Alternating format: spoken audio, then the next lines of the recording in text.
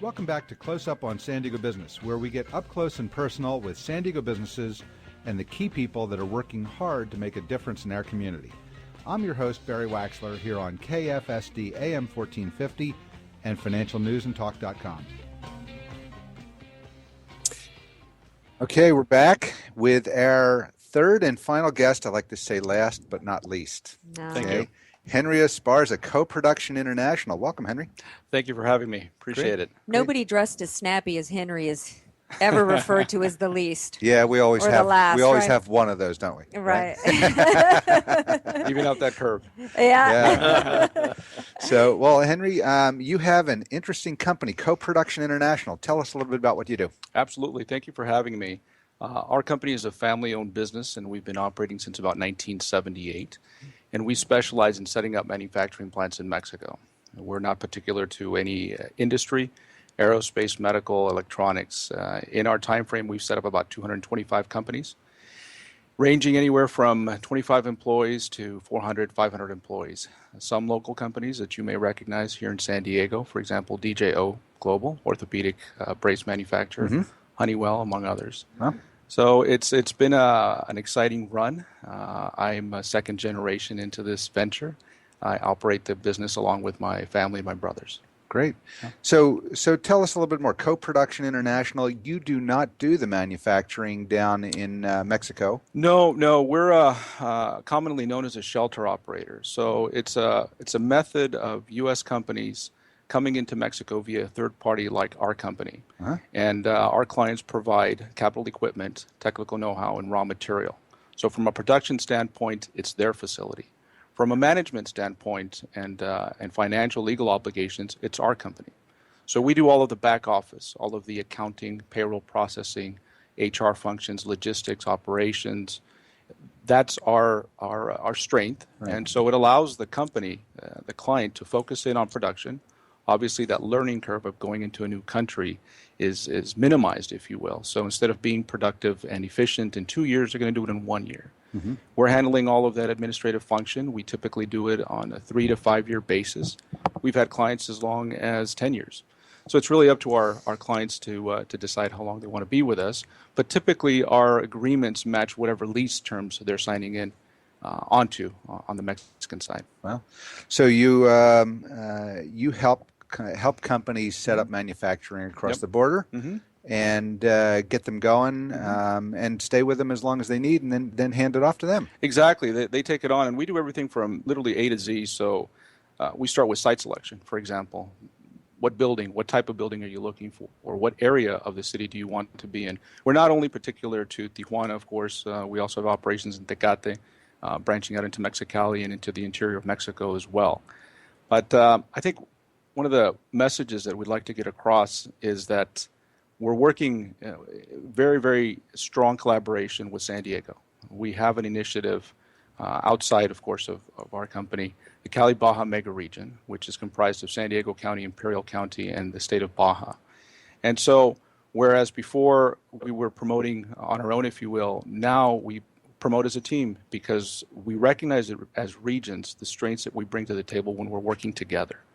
And what's good for one side of the border can also be good for the other side of the border. What I found out interesting about you and your company, Henry, is that you are not someone who, there's this myth that jobs are, with what you do, is that you're just causing jobs to leave San Diego, and Correct. Actually it's the other way around. It is actually bringing jobs to San Diego with what you do. How can you help people to understand that? I think it's an education process, of course. It's like anything else. You know, we've been at this for 30 years heading in one direction, if you will, and now we have to change the pace a little bit, and we just have to educate our audience, be it an industrial audience or be it just the common, public, to say this is what's available to you south of the border.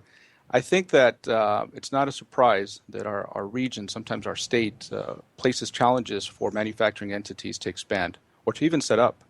And so our opportunities are, hey, keep your business in California, and here's an expansion opportunity for you south of the border. Typically what we see are companies that take advantage of that business model, and with the savings or the opportunities even as far as marketing their product into that industry, because that's another thing that people don't recognize. The potential market that they have, regardless of what they're saving in manufacturing, they can begin selling into our industry. So they take that profit, and guess where they're reinvesting it? California, right? Yeah. Right in the States, engineering jobs, R&D jobs. So it's a win-win for both sides, something that hadn't happened in the past, we're starting to see now. And we have some case studies, some success stories, if you will, of that. Again, referencing DJO, they were a company that probably 15 years ago had maybe a couple hundred employees in Vista, and now they're upwards of 800, I think 1,000 employees. Wow.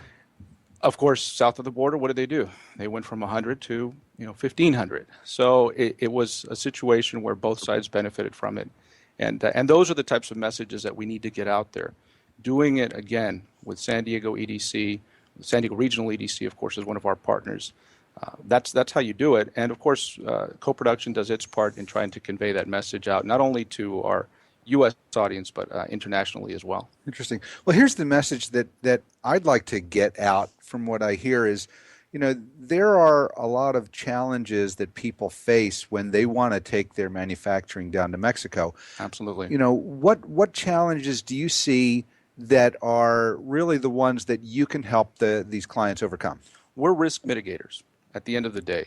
We do two things. We minimize that learning curve, if you will.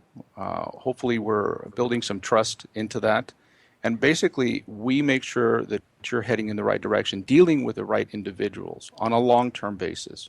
That's what we bring to the table. We bring that ability to set up your facility, to do it with a trustworthy group of individuals, right? And make sure that it's not just, I want to see what it's like, but it is a long-term commitment.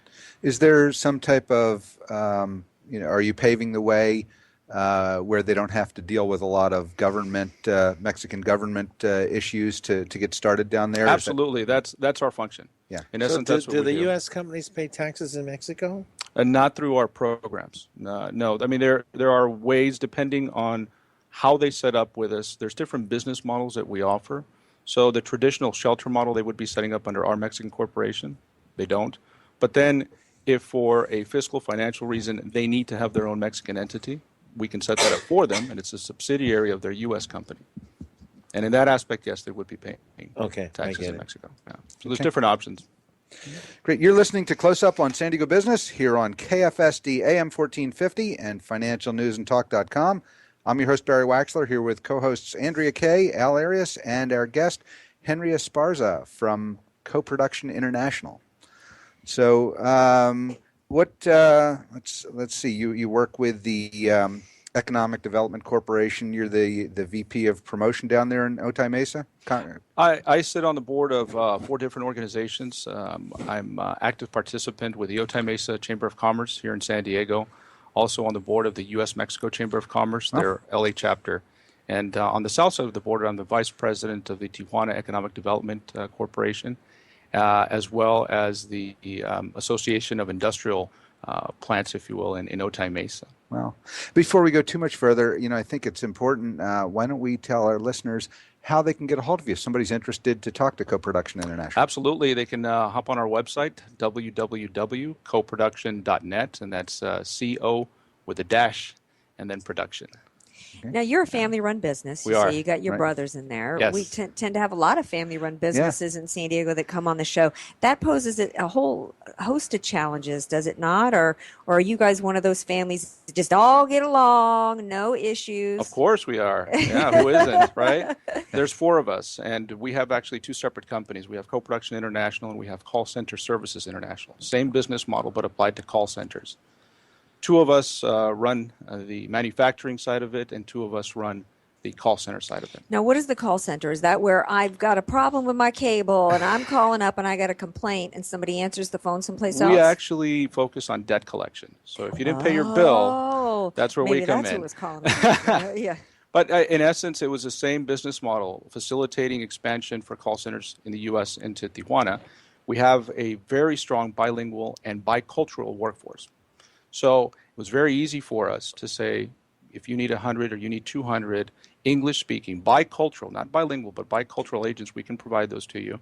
And we provide this service usually to attorney firms or debt collection agencies. So instead of doing the debt collection out of the U.S., they're not doing it out of Tijuana. We have about 250 employees in that company, Wow. and that one's Now, grown in those- about 5 years. Those are actually your employees, or Yep. they're okay. Yep, they're all our Okay. employees, and we work. We have about 9 different. I think 9 different. My brother's probably listening and going, "No, there's 12."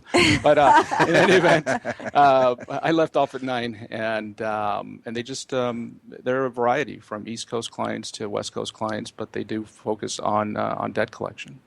Now, you say you're second generation. Yes. Who started all this? Our father, Your dad did? yeah, Henry Esparza Jr. Is Yep. he still involved in the business? He's watching from upstairs. Oh. Yeah, he passed away in 2009, but he was our mentor. He is our mentor and our patriarch, and a great guy to try to fill in some shoes for. Sounds like an There's- amazing entrepreneur. Yes, he was. Yep, Awesome. absolutely.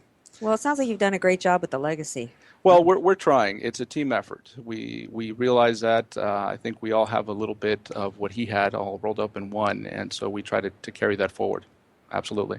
Wow. Do you have a coach? The family coach? No, I think I kind of stepped into that along with the help of the brothers, but no, I think we all kind of help each other out. Wow. Yeah. No reality show coming up about the problems in the Esparza family, I guess. Oh, there are. Don't worry. Oh. Don't worry. But that's Well, okay. you're normal. We need a lot longer time. Oh, okay. Yeah. Okay.